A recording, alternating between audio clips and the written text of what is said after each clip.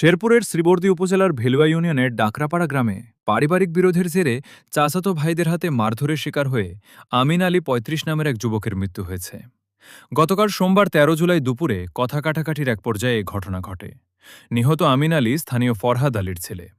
পরিবারের সদস্য ও পুলিশ সূত্রে জানা যায়, আমিন আলী স্ত্রী সন্তান নিয়ে ঢাকায় বসবাস করে প্রাইভেট কার চালাতেন।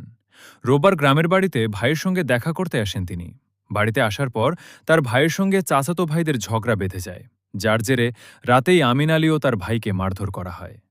পরদিন সোমবার সকালে পুনরায় ঝগড়া শুরু হলে চাচাতো ভাই মেহেদি, অলোক, শহীদুল ও ফারুক সহ ৬ থেকে ৭ জন তাদের উপর হামলা চালিয়ে কয়েকজনকে আহত করে। এ সময় গুরুতর আঘাতপ্রাপ্ত হয়ে মৃত্যু হয় আমিন আলীর।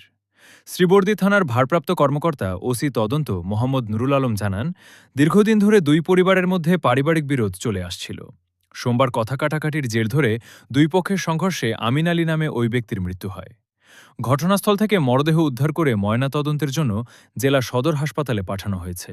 এ ঘটনায় থানায় একটি মামলা দায়ের করা হয়েছে।